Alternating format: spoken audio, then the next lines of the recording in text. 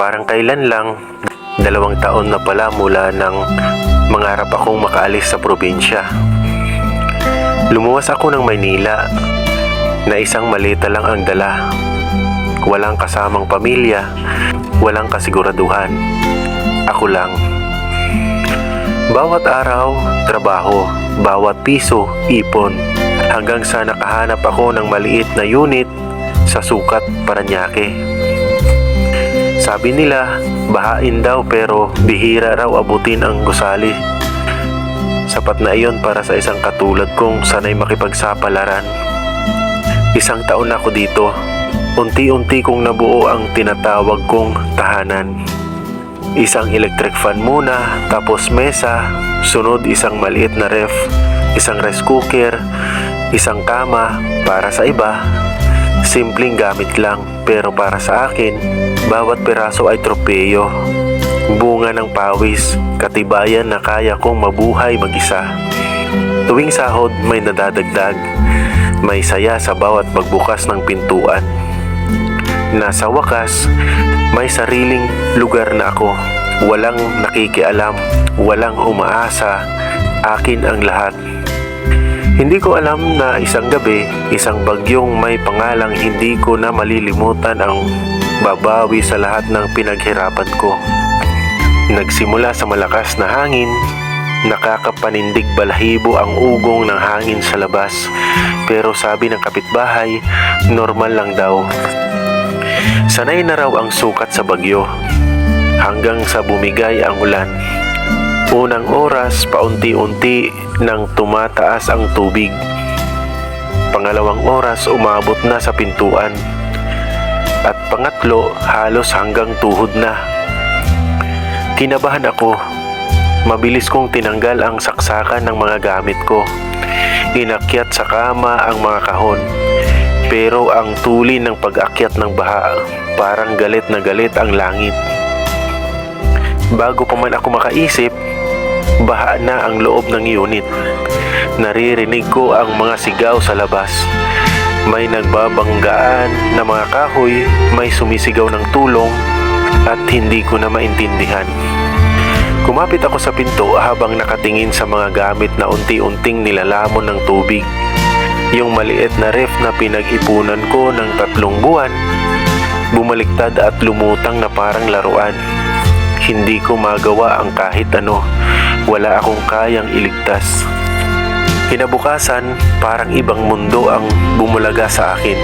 Pagbukas ko ng pinto, isang dagat ng putik at basurang nagsisiksikan ang bumungan. Walang kuryente, walang tubig, amoy kanal ang paligid.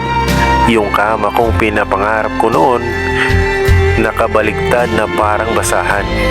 Yung mesa kong pinagmamalaki ko, bali ang paa na puno ng putik. Lumapit ang isang kapitbahay, halos umiiyak habang sinasabi na matagal nang may pundo para sa flood control. Pero hindi pa rin tapos ang proyekto. May naririnig akong mga pangalan ng politiko, mga milyong pondong hindi alam kung saan napunta. Napakuyom ako ng kamao. Hindi lang gamit ang kinuha ng baha, pati tiwala ko sa mga taong dapat nagproprotekta sa amin. Galit, sobrang galit ang naramdaman ko. Hindi lang ito simpleng bagyo, ito ay kapabayaan.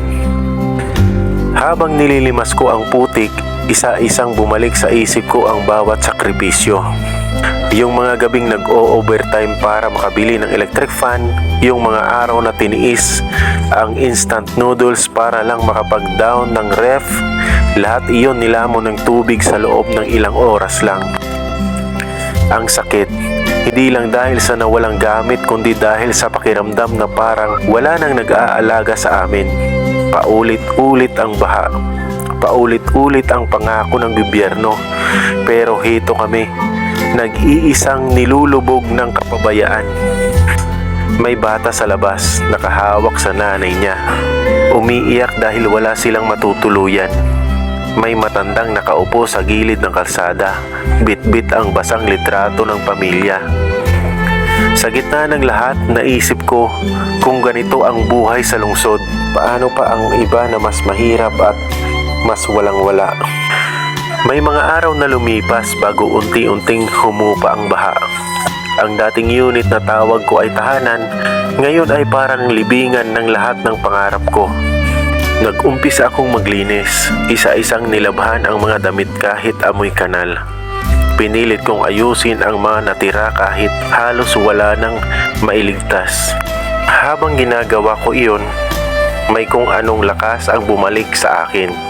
Oo, galit ako. Oo, pagod ako. Pero buhay pa ako. At kaya kong magsimula ulit. Naalala ko ang sarili ko nung bata pa lang ako.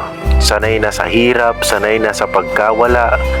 Kung dati, kinaya kong bumangon mag-isa, kakayanin ko ulit ngayon. Hindi ko man maibalik ang mga gamit, hindi maibabalik ng baha ang lakas ng loob na kinuha nito. At iyon ang hindi nila kayang nakawin.